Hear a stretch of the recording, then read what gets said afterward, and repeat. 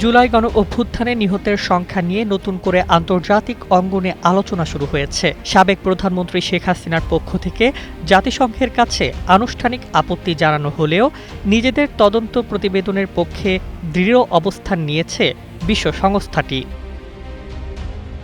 জাতিসংঘের মানবাধিকার বিষয়ক দপ্তর এর আগে এক প্রতিবেদনে দাবি করেছিল 2024 সালের জুলাই-আগস্টের আন্দোলন ও সহিংসতায় প্রায় 1400 মানুষ নিহত হয়েছেন। এই সংখ্যাকে চ্যালেঞ্জ করে সম্প্রতি জাতিসংঘের মানবাধিকার বিষয়ক হাই কমিশনার ভলকার তুর্কের কাছে একটি আইনি চিঠি পাঠানো হয়। শেখ হাসিনার পক্ষে পাঠানো ওই চিঠিতে বলা হয়, জাতিসংঘের উল্লেখ করা নিহতের সংখ্যা বাস্তবতার সঙ্গে সঙ্গতিপূর্ণ নয়।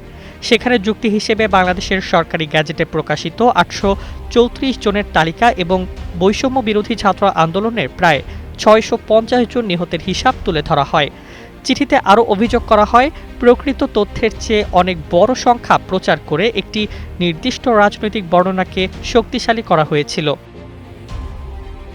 তবে এই আপত্তির পরও কোনো ধরনের সংশয় প্রকাশ করেনি জাতিসংঘ। নিউ ইয়র্কে নিয়মিত সংবাদ ব্রিফিংয়ে সংস্থাটির মুখপাত্র স্টিফেন দুজারিক স্পষ্ট ভাষায় জানান, মানবাধিকার কার্যালয়ের অনুসন্ধান, তথ্য সংগ্রহ এবং চূড়ান্ত প্রতিবেদনের বিশ্বাসযোগ্যতা নিয়ে তাদের কোনো সন্দেহ নেই। ফলে প্রতিবেদন প্রত্যাহার বা সংশোধনের প্রশ্নও আপাতত সামনে আসছে না।